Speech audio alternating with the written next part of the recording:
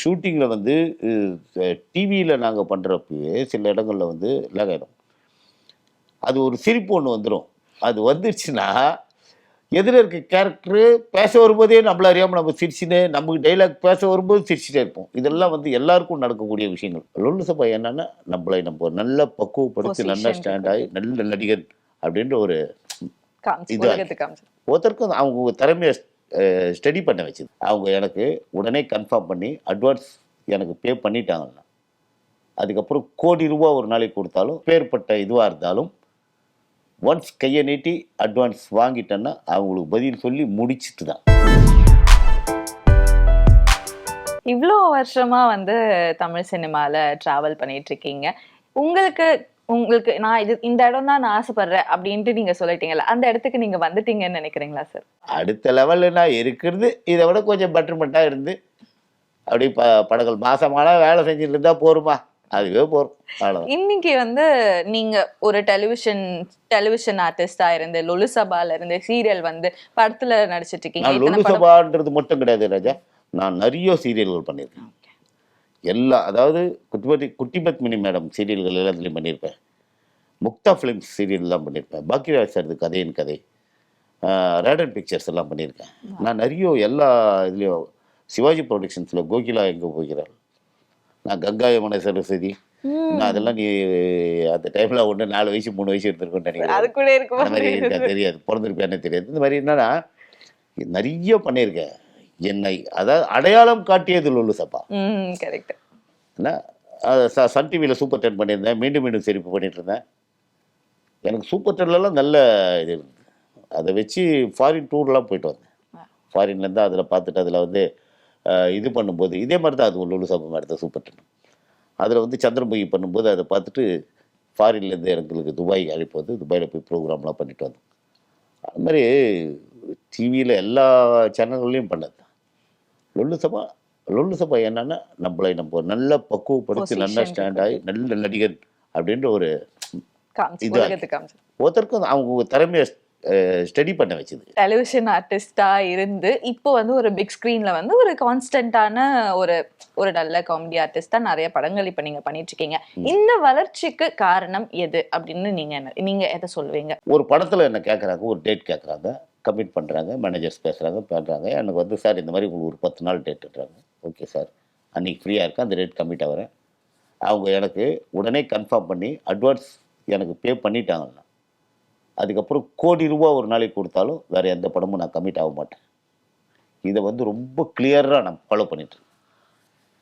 எப்பேற்பட்ட வேஷம் எப்பேற்பட்ட இதுவாக இருந்தாலும் ஒன்ஸ் கையை நீட்டி அட்வான்ஸ் வாங்கிட்டேன்னா அவங்களுக்கு பதில் சொல்லி முடிச்சுட்டு தான். அதே மாதிரி ஒரு படம் கமிட் ஆகிட்டா இது வரைக்கும் ஃபாலோ பண்ணுறேன். இதுக்கு மேலே பண்ண முடியுமான்னு தெரியாது. நானும் ஒரு சராசரி நடிகன் தான். அதனால் இது வரைக்கும் ஃபாலோ பண்ணிட்டுருக்கேன். நான் ஒரு படத்தில் கமிட் ஆகிறேன், பெரிய கேரக்டர் கமிட் ஆகிறேன்னா அடுத்து வேறு ஏதாவது படம் வரும்போது இந்த டைரக்டர்ஸ் கிட்ட ஒரு வார்த்தை ஃபோன் பண்ணி சார் இந்த மாதிரி இருக்குது, ஏதாவது பண்ணலாமா கேட்டுப்பேன் ஒரு வார்த்தை. இப்போ ஏதாவது போகலாம்.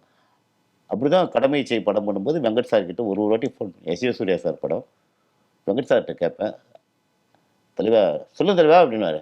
தலைவா இந்த மாதிரி 20லேருந்து 23 3 நாள் ஒரு படம் என்னை கேட்குறாங்க. இந்த நல்ல பெரிய ப்ரொடக்ஷன் தான் கேட்டாங்க. 12, 13, 14 3 நாள் கேட்குறாங்க தலைவா அப்படின்னா. தலைவா ஐயோ கொடுத்துடாதீங்க, நம்ம படம் இருக்குது அப்படின்னாரு. சரி தலைவா நான் அதுக்கப்புறம் தலைவா கொஞ்சம் நெருக்கத்தில் இல்லை தலைவா இருக்குது தலைவா அப்படின்னாரு.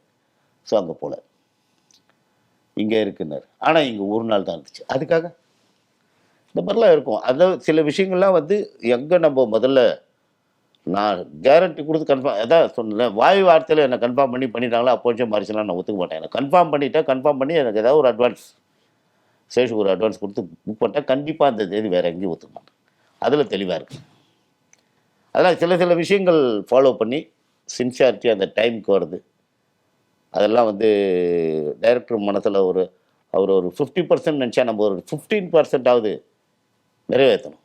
அப்போ தான் நல்லாயிருக்கும் இல்லையா?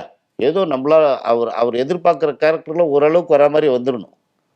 முக்கால்வாசி அவர் ஒரு டைரக்டர் நினைக்கிறது 100% பண்ண முடியாது. ஒரு முக்கால்வாசியாவது எதிர்பார்த்து வந்துடணும்.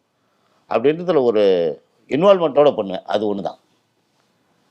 இப்போ நாய்சாகர் ரிட்டர்ன் பண்ணும்போது கூட அதில் வந்து பார்த்தீங்கன்னா ஒரு டைவடிக்கிற எட்டி வதிப்பார் ஆனந்த் சார், எக்ரி விழணும். ஆனந்தராஜ் சார் வந்து எட்டி வதிப்பார், எக்ரி டைவர்ஷன் விழணும். அதில் வந்து ஒரு 2-3 வாட்டி டூப் போட்டு ட்ரை பண்ணாங்க. அது கொஞ்சம் சொதப்பிச்சு.